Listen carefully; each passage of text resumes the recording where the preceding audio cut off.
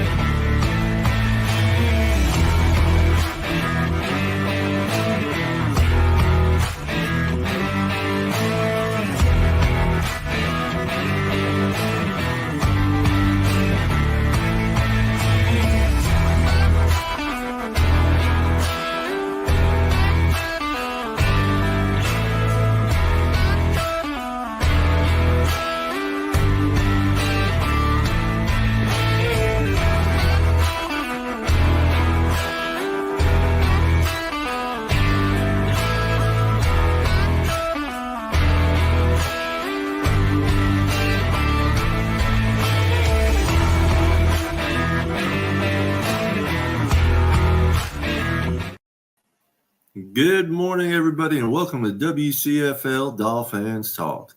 I hope everyone's having a wonderful weekend and a blessed Sunday. It's another hot day here in Florida. Brooksville, Florida, we are. Rest of my gang is Philadelphia and New Jersey, and they're in a nice, cool, a little overcast weather, but let's go ahead and bring on my co-host, Mr. DolFan Winters. How you doing, my brother? Morning, brother, and good morning to everybody that's watching. How you doing, my man? I'm above ground and upright, so I can't complain. That's the way to be. And then we got the middle-aged man, Mr. John O'Hanlon. What's up, guys? How are you? Good to see you. Happy Sunday morning. Happy Sunday morning. Oh, doing good, doing good. Real quick, I just want to talk about WCFL Helping Hands. June 22nd, we'll be at the Humane Society of the Nature Coast open house for the shelter, free food and drinks that WCFL Helping Hands Incorporated are serving, which will be pulled pork and potato salad and chips and then drinks. They have reduced adoption fees, visit, meet the adoptable pets and learn about volunteering if you want, and foster programs there if you want. It'll be Saturday, June 22nd from 11 a.m. to 2 p.m. Brooksville, Florida, 7200 Mobley Road. Y'all come on by and see us. So anything, of course, I don't think there's anything new in the football news since yesterday. I don't think so. I mean, we were just on about 13, 14 hours ago. So, yeah. Much was happening that long. Well, you never can tell, but of course it's the dead season right now, so. Yep. Let's go ahead. I got a question for y'all. Either of you or anybody out there in the panel, if anybody's out there, watching us, listening to us, do you know the three best Miami Dolphins to wear number 89? And that's basically because we are 89 days away from kickoff. The best one I could think of is Nat Moore. He's considered number one. Yeah, the top three players with number 89 was Nat Moore, Carl Noonan, and Ed Perry. Yeah. Go ahead. All solid careers, but Nat Moore definitely is the best. Oh yeah, there's no doubt there. I mean, I don't even think it's close. No, the Hall of Fame includes three players who predominantly wore 89, and that's not Miami. It's all teams. Mike Ditka, yes, Gino Marchetti, and Dave Robinson. Oh, yeah, all good players. Morning, Billy Birch. How you doing? Thank you for joining us.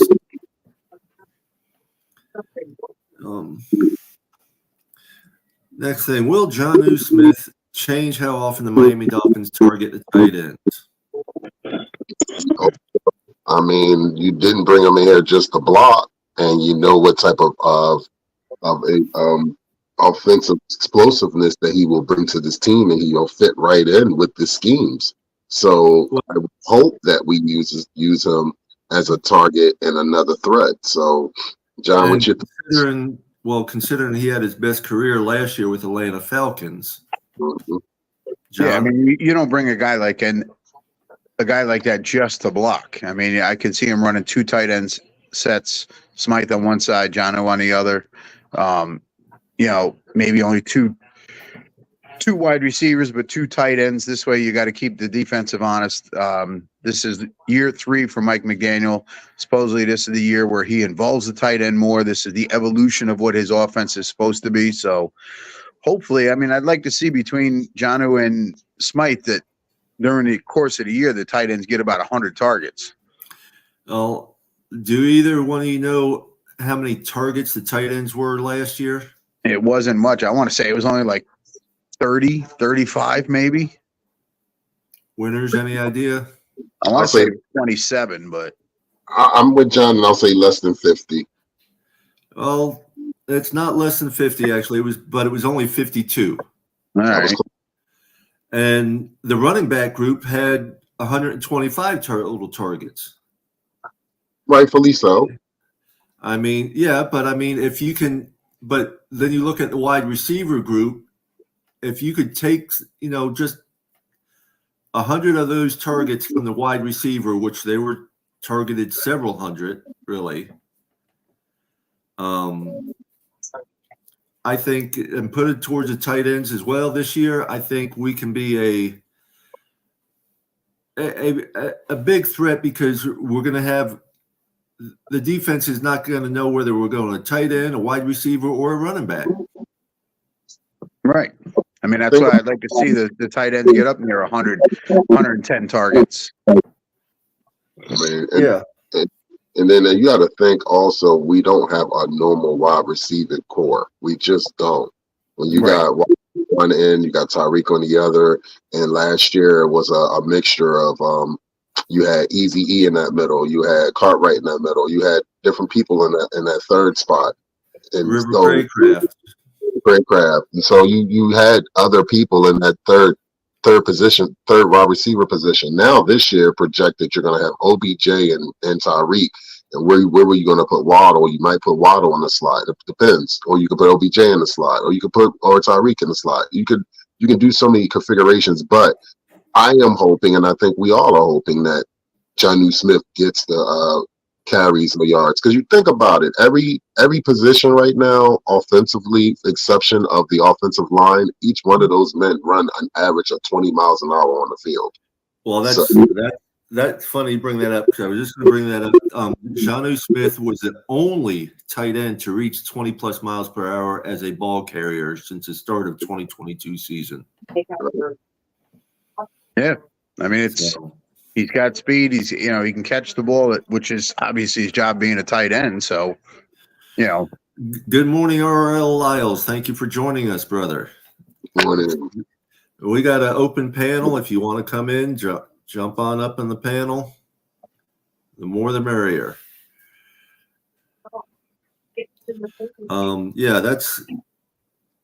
to be out of all the tight ends for 2 years straight, to be the only tight end with 20-plus miles per hour, that's saying a lot right there. Well, tight ends are normally a little bigger. You're not going to get a guy like Kittle or Kelsey, with as big as they are, running 20 miles an hour. They're going to hit 18 and a half, 19. They're not going to get to 20. Well, no, I understand that, but still, but having a tight end that can do that also. Absolutely. Last year, Smith had career highs in receptions of 50 and 582 yards last season with the Atlanta Falcons.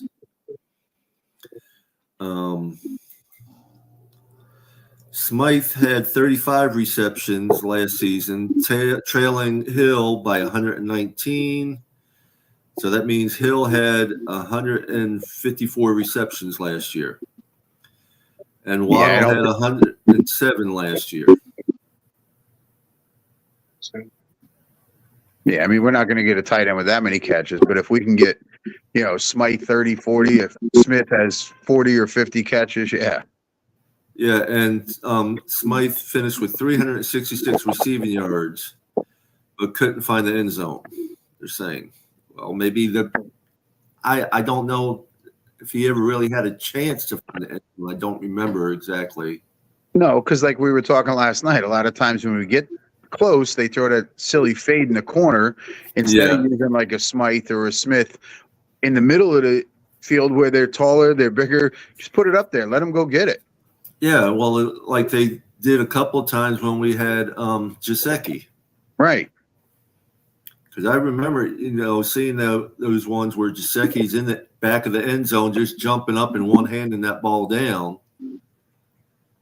I mean, I miss him, but his blocking skills were not the best.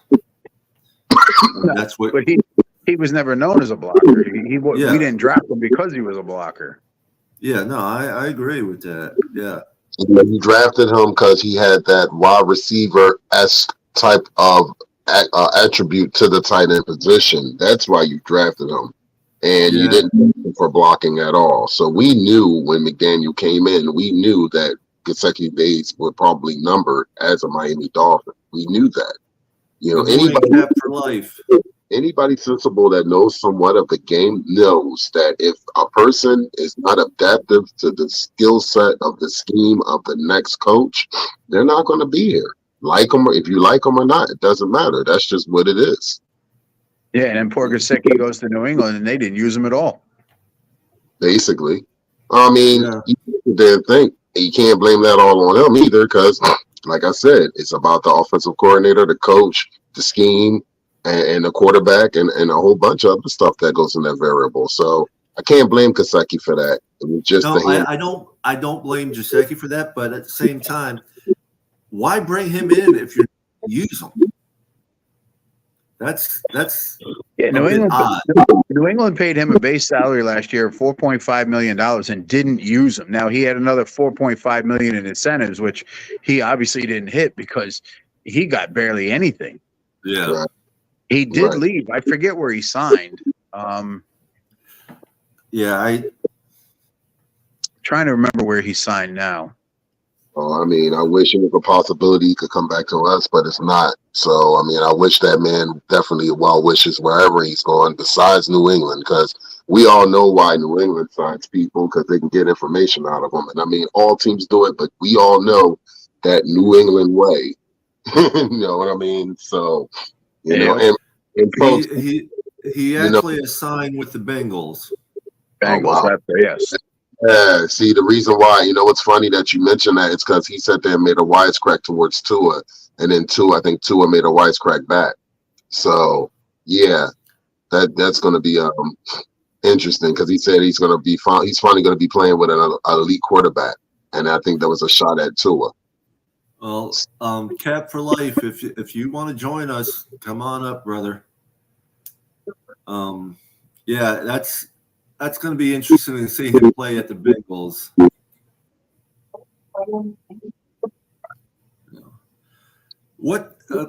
Next question. What does Kendall Fuller bring to the Miami Dolphins?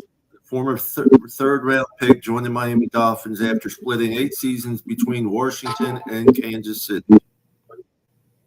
I mean, he brings experience. Obviously, he's a veteran, 8 years in already. Hopefully he's still got the steps that he had, because now he's 30 years old. So hopefully, I don't know if he can replace X, but X over the last couple of years wasn't as good as X was before because of the injuries. If he stays healthy, hey, if it lets us move Ramsey around the field and Fuller can cover the number 2, we're in good shape. Absolutely. I'll piggyback right off of what John said. If it allows Ramsey to be Ramsey and allows the defensive coordinator to allow him to roam around the field and do what he pleases and does what he does best, that's going to be a great attribute. And if Fuller brings the dog that he has in him and stays healthy, then I think we have a really, really great backfield, man. I think that it's going to be kind of scary because you're going to pick your poison as a quarterback. Who am I going to go after? Good morning, Color. Thank you for joining us, my brother. What's up, Color? Yeah, well, as you're stating here, he was the PFF ranked him as the 3rd best quarterback available in free agency due to his ability to play wide in the slot and even at safety. which just tells me that Coach Weaver is really going to like him to be able to play him all over. Oh, listen, we know Ramsey can play either side. If Fuller can play either side in the slot, that's absolutely fantastic because now you can move guys around. You can make your defensive scheme a little harder to read because where they're going to be, who they're lining up against. Yeah, you're moving, and the way I think we all have seen with a lot of the players we have on defensive, a lot of them are multi-positional players. Just like Ramsey was stating that he can play wherever, and the coach is allowing him to play wherever he is needed and stuff, not one side or anything like Fangio did last year. Yeah, well, you knew Ramsey wasn't happy last year. He was just stuck on the side, and that was it. Nobody threw at him. They very rarely went after him because they knew that there's a chance he was going to pick the ball or knock it down. Great in coverage. If he's allowed to move around now, that just you start to play chess instead of checkers when you're on defense. Yeah. Billy, there was one, I forget who said it, but a couple of the offensive guys that we have picked up stated that our offense is one of the best offenses they've played with. I know Janu just put that out there. Okay, and then Color's stating, it's just dawning on him that we have a stacked secondary for the first time in a while. Mm-hmm. Oh yeah, with the safeties and the corners we have, and then guys, like Needham that can play slot, can play safety. You already got Holland back there, that. Yeah. Then you brought in Hoyer from Buffalo. He's a little older, but he's definitely got veteran experience. Pro Bowl player, so. I'm so happy I'm going to be there with you gentlemen that week 2 game because that's going to be a real emphasis. He's going to sit there and I think he's going to be the trendsetter for that week. I think he's going to be the trendsetter starting training camp of like, look, y'all see what's in front of us. Like, you got the Jags week 1 and then 3 days after, he's going to be hyped up for that game regardless. So. I'm sorry. I'm laughing at Color right here. Wow, didn't even see you and use gents too. Must be Sunday. We're all polite today. It's still early. It's still early. Yeah, it's still early. We're all just waking up and being polite. We all must have had some people might be going to church after this, so they got to behave. Oh yeah, I agree. It's early. We've been up, and I already had a dog battle I had to deal with. Luckily, my one dog has a muzzle on right now, so couldn't do any damage. Good. But it's a wonderful day. It's a great day to be alive. Our secondary is looking tough already, I think. We'll learn a lot more come training camp. So that's going to be really interesting. Let's see. Like we talked about it last night. There's guys on this roster that are on the team right now that aren't even going to make the 53. Oh, yeah. It's going to be very interesting to see who does and who doesn't make the 53. Who fits? Who impresses the coaches? And then obviously money comes into play. So, wow, here I'm just looking at this article. 3 most overrated players in the AFC East heading into 2024. Who do you think number 1 is? AFC East. It's Aaron Rodgers. Of course, but he gets to face the 49ers week 1, and then he goes against the guy that actually put him out with the ACL tear. That's the sad part. Yeah. So let's think about that for a second. I don't wish any injuries to anybody, but I'm like this. we're gonna see how good this Jets team is week one, and they're gonna see how good that we are. They're gonna see how good we are later on in the year. Now that's further down the line and all that good stuff, but I'm gonna be honest with you, and I tell everybody this. And if you really got to sit there and think about this, the Jets look really good on paper. They made some great moves, and you have to sit there and respect them because you know they're hungry because of the year that they had last year. We're gonna have a lot to say about that, and I really believe that this right now for the Miami Dolphins is the door starting to slightly close just a little bit. I'd say we got maybe 2 years to get this thing done, and that's just being realistic. Yeah. So. Good morning, Hooked Up Joe. Thank you for joining us, my brother. Well, there's a little bit of a trend here for their number 2 person, Josh Allen. Of course. That's not surprising. No, it's not. It's going to be a big thing to see what he can do without Diggs. Oh, man. And other things. Yeah, from what I've gathered, they really don't have a number 1 or number 2 wide receiver. They have all number 3s, is what somebody was saying the other day on a panel I was sitting on. Well, I'll say this, and I'll just sit there and say hypothetically they'll make Claypool the 1. Or whatever they got on there. Yeah, Mac Collins is there as their 1 now, right? Yes, and that's what Mac said when you have Miami Dolphins number 3 receiver from a couple years ago is Buffalo's number 1 receiver this year. And it's saying without Diggs at his disposal, the NFL will finally see the real Josh Allen in 2024, likely for worse.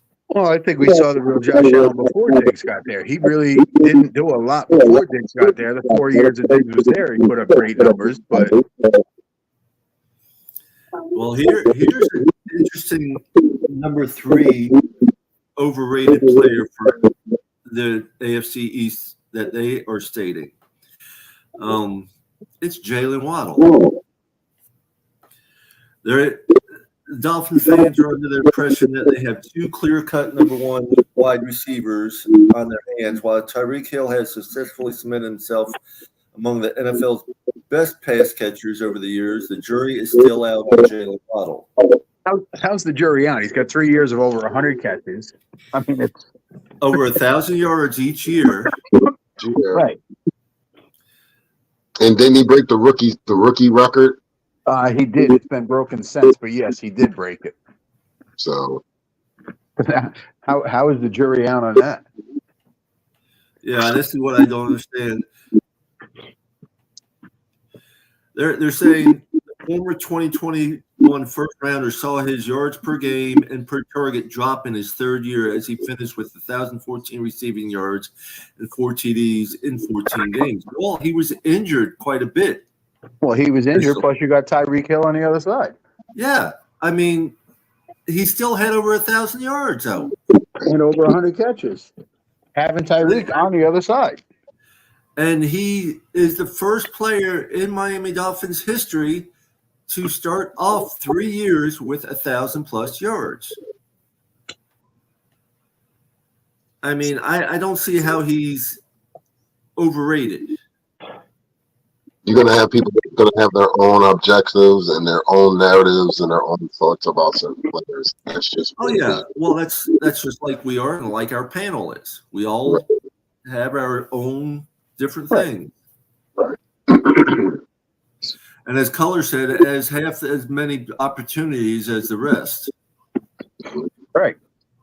So yeah, that's interesting. That is real interesting that they pick him as one of the most overrated. I'm not saying that because I'm a Dolphins fan. There's other players I could see being overrated right now. Listen, overrated is in somebody's eyes. It could be one person, it could be a panel of 3 or 4 or 5 where they sit there and argue over it. But Yeah. listen, Josh Allen has put up numbers the last 4 years. He's their franchise quarterback. They know it. So if you want to call him overrated, go ahead. I think he's overrated. Some people don't. Aaron Rodgers is in his 40s, coming off an Achilles injury. he's got to prove again that he can do it. And if he proves it, he's not overrated. Yeah, well, Color says Janu, but right here's the article. It's talking about Janu Smith saying tight Miami is the most explosive team he's ever been on. Well, yeah, he came from Atlanta. They couldn't even score. Yeah, no, I agree. But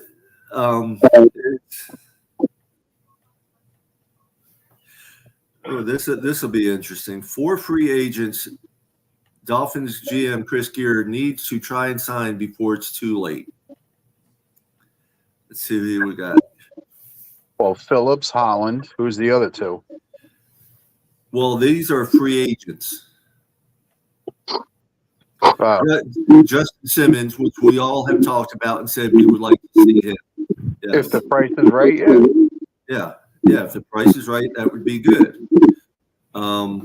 Offensive guard Greg Van Roten, which even Tom said that'd be a good idea. Then we have pass rusher Callis Campbell, which Tom was so-so on that. And we know Tom knows all the in and out, all the players from all the teams. And then the last one, well, we all saw this, is they're saying Ryan Tannehill. Yeah, if the price is right. Yeah, well, that's on all. I agree. Yeah, if the price is right on any of them. Yeah, I mean, you can't bring Tannehill in at $8-9 million a year. No. To compete for the backup job when you're already paying White $3 million a year. Skyler's under his rookie contract, so he's not making that much. But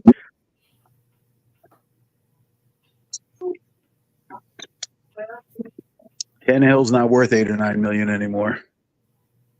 Somebody might give it to him, but I agree. Good morning, Joe Rist. Yeah, Color saying, I'm not saying Janu won't prove himself, but thus far he ain't buying it. Well, I mean, we got to wait and see what the scheme is. Yeah. Are they going to use Janu? If they don't use him. NFL Insider slams Tua Tagovailoa for being too skinny, and it's totally absurd. I mean, listen, there's 2 thoughts on that. One, if he's too skinny and takes hits, is he going to get hurt? But if he's skinnier, can he avoid some of those by moving away from them? 2, he was a little thicker last year. He didn't move quite as well. And by the end of the year, he looked a little chubbier, looked like he was getting a little bit of a belly there. I can remember one game he had his shirt on. You could see where his belly button was. Yeah. Well, I mean, they say he lost only 10 to 15 pounds in recent months. But I tell you what, you look at pictures of him with the way his beard is, no beard. He just looks like a totally different person. Yeah, he looks a lot skinnier than 10, 15 pounds, but yeah. And he's not a big guy. So, I mean, listen, anybody that wants to go out there and be Josh Allen or Ben Roethlisberger or Cam Newton, he's not that size. He's not that big. He's not going to be that big. So, it's just not going to happen. Yeah, it's Mike Florio bashed Tua, and Dolphins fan can't play. He's skinny. He ain't felt. He's skinny, and he's too skinny to survive the physical demands of playing quarterback in the NFL, especially if he's going to be taking hits. If he's going to be running the option and not flipping the ball, he's going to be taking some hits from some big, strong guys who weigh a lot more than he does. Well, you know what? Everyone's always weighed a lot more than he does. Listen, I don't see him running the option. So, I mean, it's that throws that out the door. I mean, I don't think McDaniel is going to put Tua in that situation. Yeah, it's like someone was saying, we're not expecting Tua to look like Lamar Jackson. No, I mean, Tua is short for a quarterback, plain and simple. Yes. He said it himself. He can't see over the offensive line a lot of times when they're standing straight up. And yeah,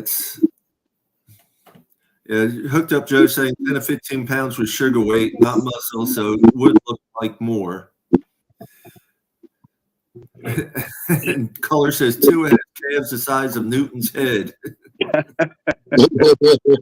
but we didn't draft an Allen, a Roethlisberger, Cam Newton. He's not that size. We knew it when they drafted him. Exactly, yeah. And he does have some big calves, though. I will agree with that. You look at that man's calves, and for his size, he's got some huge calves.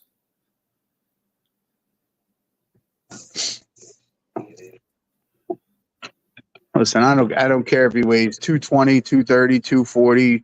Be accurate. Put the ball where it's supposed to be. Get it in the hands of the guys that it's supposed to be in, and let them do their thing. Yeah, well, it's just like we said.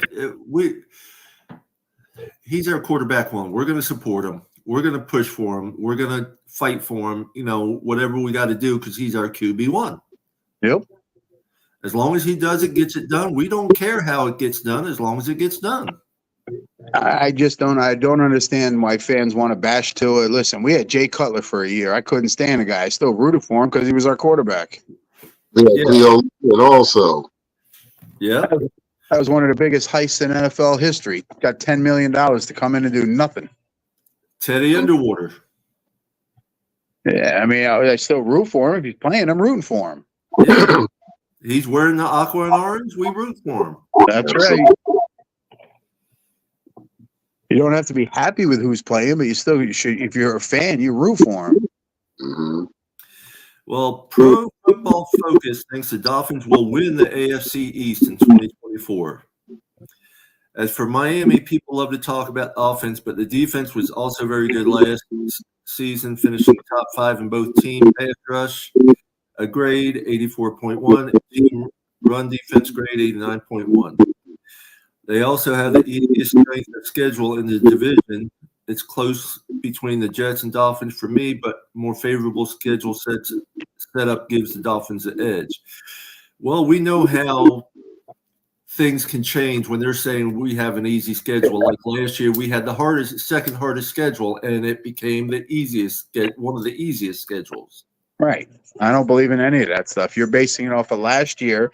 And like I said on a previous show, they're basing that, I think we're 17th in strength of schedule, but they're basing that on the Jets. We beat them twice, and they didn't have Aaron Rodgers. Well, that right there, putting Aaron Rodgers back in the starting lineup if he plays, makes our strength of schedule harder. Yeah. I agree with you on that. Yeah. Fully agree with you because I say this, and I think all of us say this any given Sunday. We've seen it all this year. You cannot predict all the time that, the team that's the favorite is going to win the game. We've seen the upsets. We watched the Arizona Cardinals. Well, I watched the Arizona Cardinals beat the Philadelphia Eagles last season.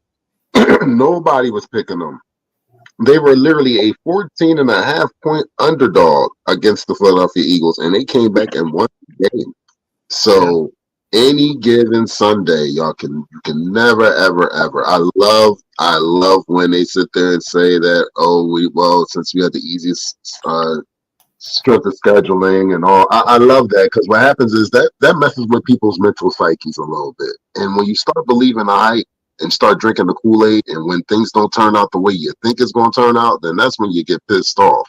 So I'm not drinking the Kool-Aid. I'm not. It sounds good, but I want to see what I want to see with my own 4 eyes. I got my glasses on right now, but I got 4 eyes. So. Well, I agree with you, Winters, and it just goes to say they're talking last year. This year, we have almost a whole new defensive scheme. We have a new defensive coordinator, a third defensive coordinator in 3 years. They can't judge our defense from last year, really, to this year, because we have all the different players, and it's crazy, how they come up with some of this. Like I'll say this with the defense, I'm excited and scared at the same time because it's like you don't know what you're going to expect. You know in your mind visually what you're expecting, but you have to wait to see during game time what we're gonna get. So I'm praying that we can pick up and actually do better than what we did last year. And if we do better than what we did last year, I think we do make that run, but we got to see how all this comes together. That's just what it comes down to. Mm-hmm. I totally agree. The only stat I've read this year so far in the offseason that I totally believe 100% is we are the second most traveled team this year with flying to where we're going. That's the only stat I'm reading that I fully believe. Because we're going back and forth. We're going back and forth like to Seattle, and back, and then we got to go back out again against the Rams. So yeah, we're flying all over the place. Right, up to New England, up to Buffalo, up to Jersey. The only stat I've read so far is the amount of miles traveled that we are second most, and that one you can't argue with. Indianapolis, and then the Cleveland and the Green Bay. Right. Yeah. Well, and like here, they're stating in this, even if Aaron Rodgers returns to his Pro Bowl form, Dolphins fans aren't scared of him and the rest of the New York roster. Well, you know what? And you said it just a minute ago, any given Sunday, and I preached it from the beginning. You guys have met me. I talk about any given Sunday. The worst team will beat the best team. Absolutely. I mean, we do it in all sports. I mean, shoot, I watched, not to get off sidebar for a second, I watched my team Duke lose to Belmont years ago. They lost to them. Duke was a 2 seed and Belmont was a 15 seed, and they wiped the floor with us. So at any given time, and any given day, anybody can be beat. Well, and like Hooked Up Joe's was just saying, we travel 6,000 miles per year just to play our divisional games. Right. Yeah. Yeah. So, but it's gonna be quite different this year because we didn't change much on offense as far as offensive players, but we do have picked up quite a bit of offensive line for backups and stuff like that, which is nice to see. But our defense is what really changed the most, and it's going to be very interesting because last year we got used to seeing Fangio's where the players had their places. That's where you could always find, Ramsey on the right side, X on the left side, no matter what. Stuff like that. Where Weaver is a mix-em-up type of coach. He's going to have players all over the field, not just staying on one side or the other. He's going to match them up to the best of their ability, to the best of the offensive side. Yeah, and one of the best things we have for our defense is they have to go against our offense every day in practice. So, yeah. And I love to hear when they say the defense wins overall and get the best of the battles, because that shows that you got to remember, like you just said, the defense got to go against the offense and vice versa. And then if you hear that, and this is a brand new defense, that's confidence. That actually makes me feel good when I hear things like that, because if the offense is as good as we think it is, and the defense is doing that to it, then the defense can do that to all the other offenses. So that makes me feel really good. I feel good hearing that. Yeah. I agree.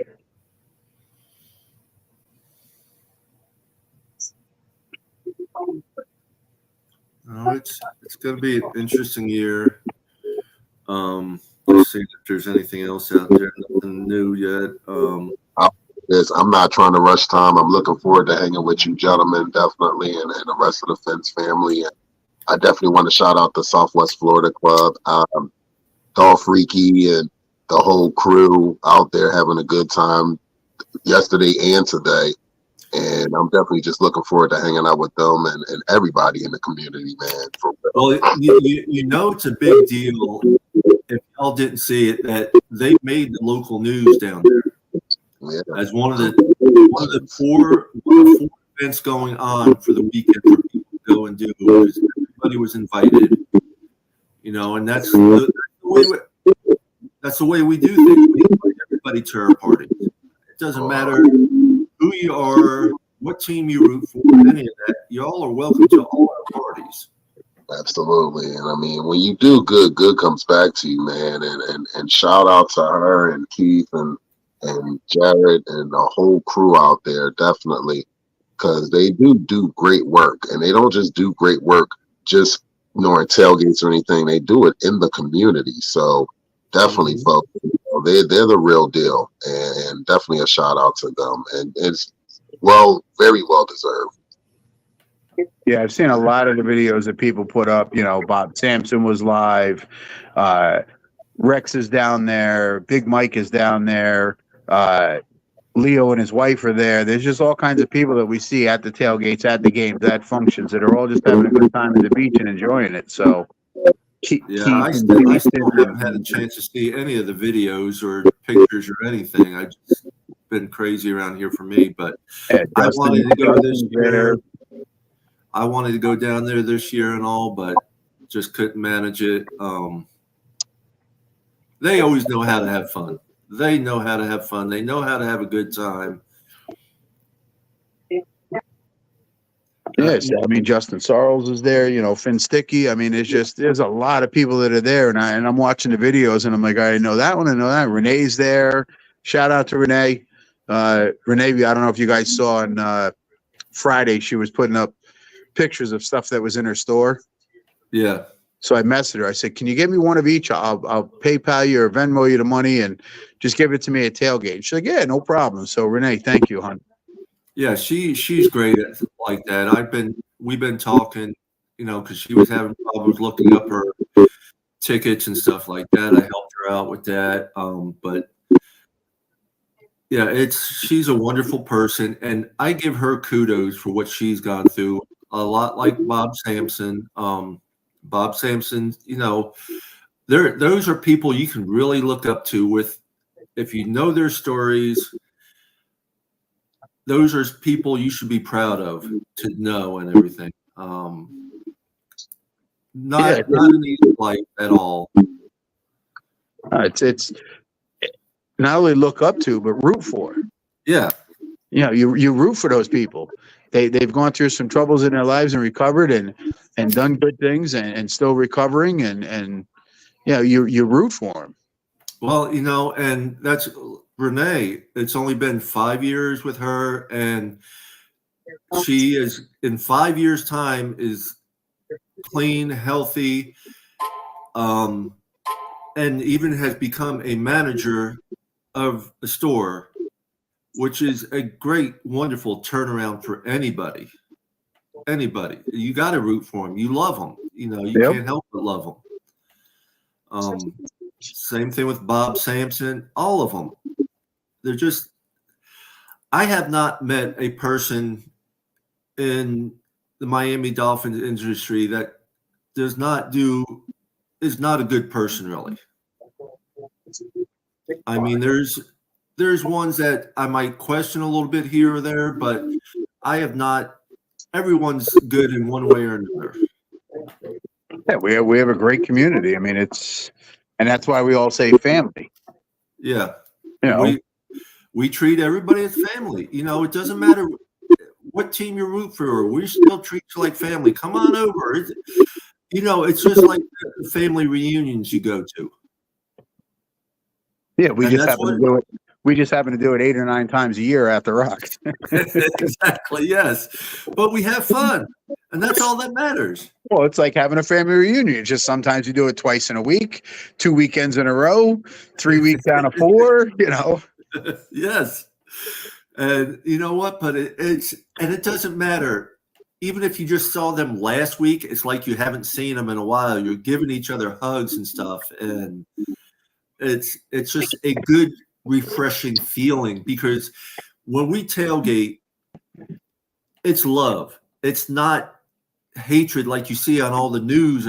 I don't watch news because it's so much garbage and hate on the news. It's ridiculous. Yeah. It's just, I pray for Saul Dolphin Winters every day with where he lived. I know he lives there because that's where he grew up. His mama's there. He's with his mama. He takes care of his mama. What's up, Shake? How you doing? Yes, we are a dysfunctional family. We're a dysfunctional family, but still family. Find me a family that ain't dysfunctional. They never lie, man. Preach on that one. Yeah, but we are family, and that's all that matters. It's the people that I meet make me smile. I like making people smile at the same time, but they have helped me in so many ways. I battle depression every day, and just you guys, the talk show, I look forward to it because it's a good time for me. And it makes me smile. You guys make me smile every time I see you and stuff, no matter what. Do you smile because it's us, or do you smile just because you don't remember you saw us yesterday? That's the truth. Yeah, that's probably about right. I don't remember I saw you yesterday. Fuck you, John. Fuck you.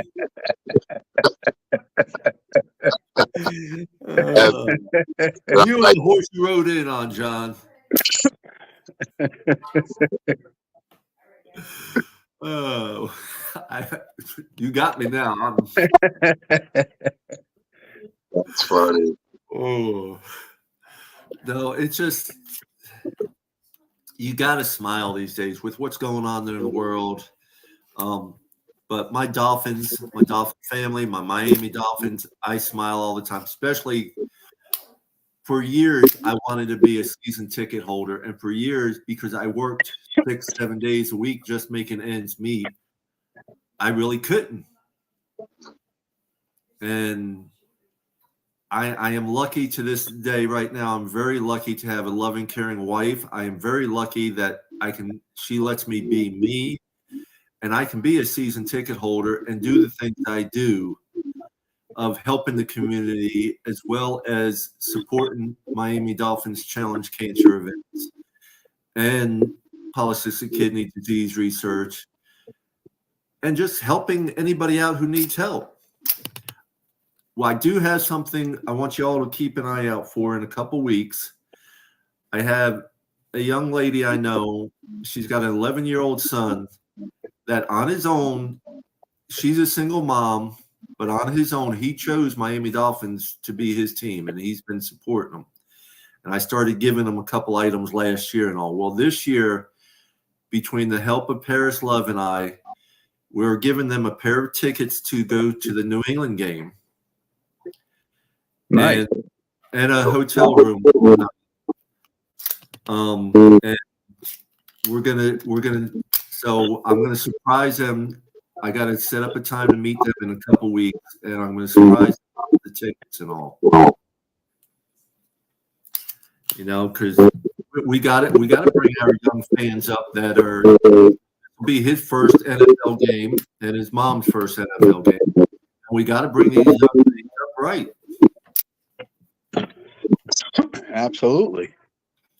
You know, Paris is supplying the tickets. I'm supplying the hotel room for them,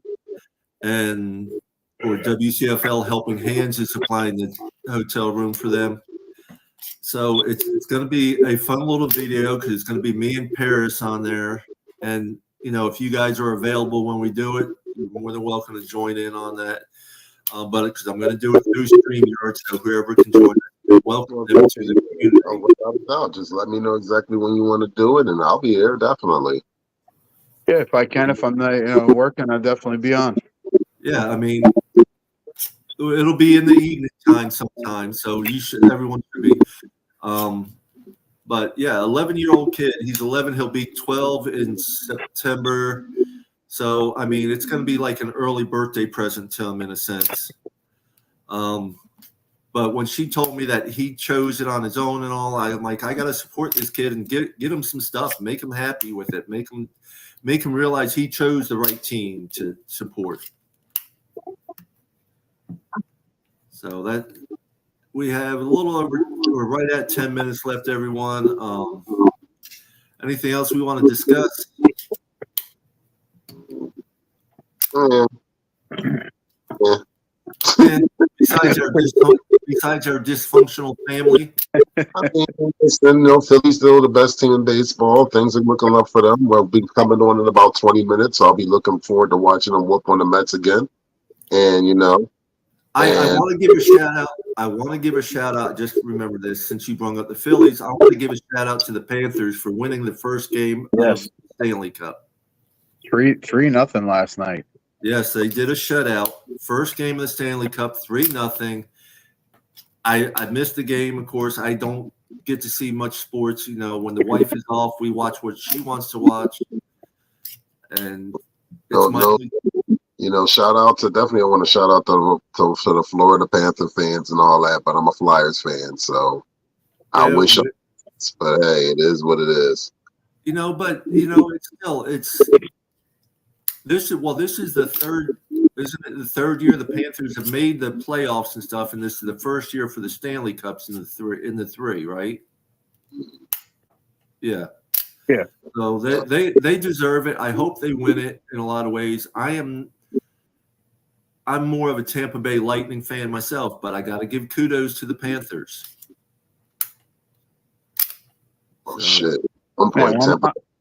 I'm a Devils fan, but I'm rooting for the Panthers in the finals. See all my Finn family down there that are Panthers fans be happy. So, yeah, exactly. Even though when it comes to finals, we may not be a Panthers fan, like we say, but we support our Finn family on who they like in the final games and stuff. I'm sorry, I am a Boston Celtics fan. I don't watch basketball really, but I've always liked the Boston Celtics. That's Larry Bird and all them.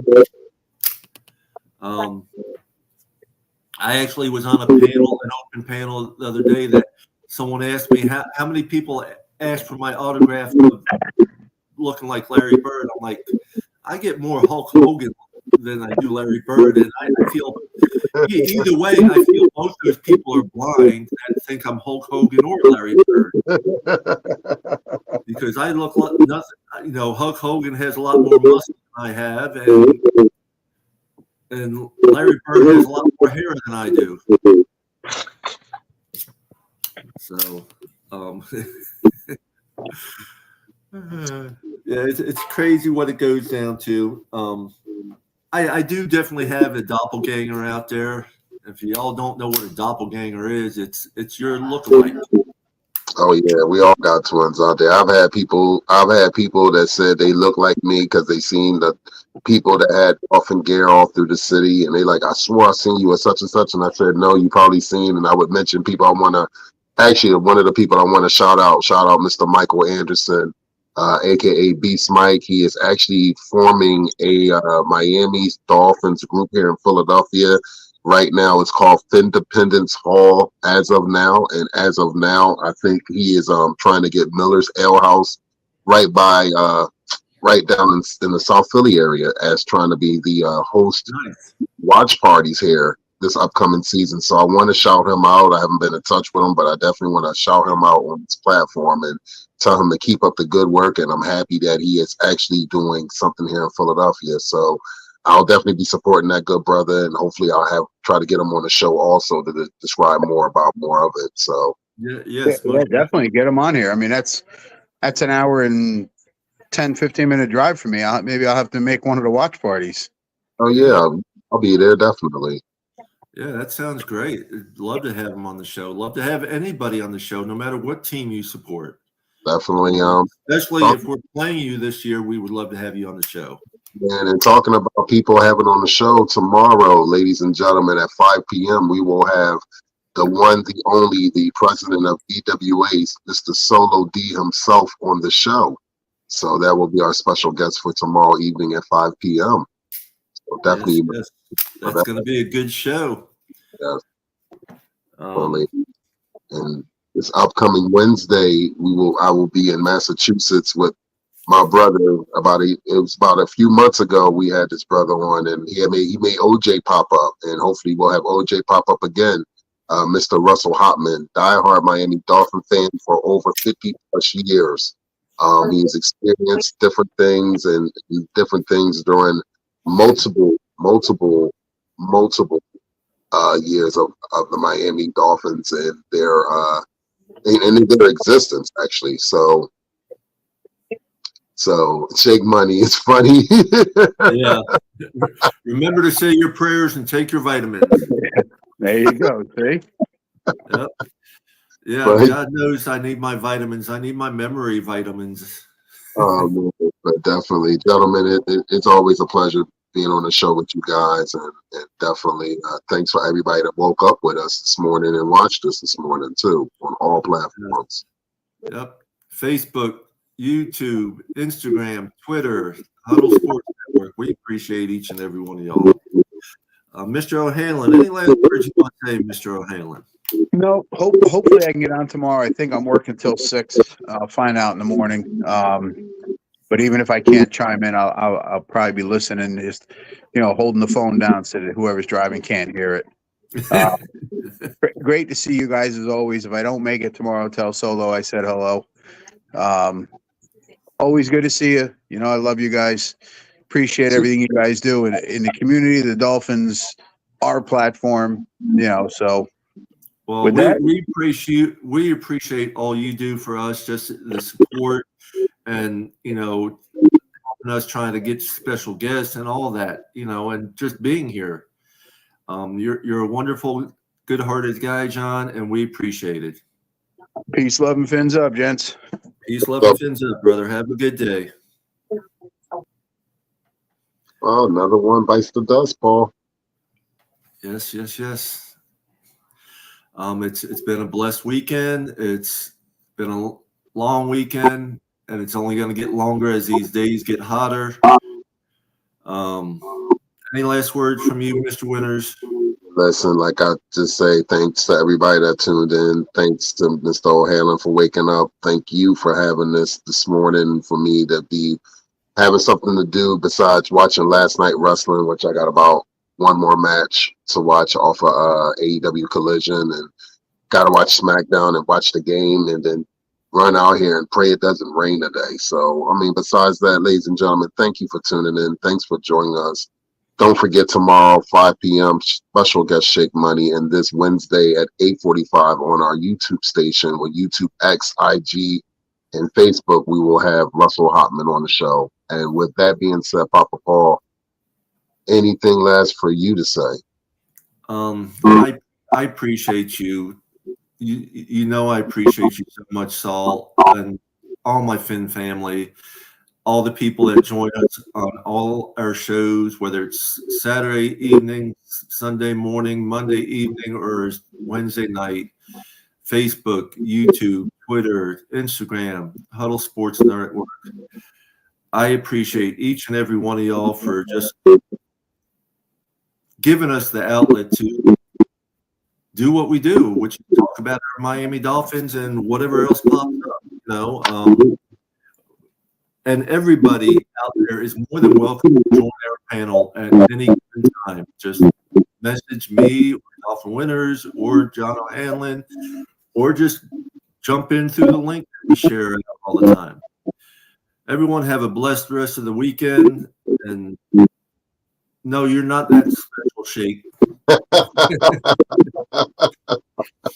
You're a wonderful guy.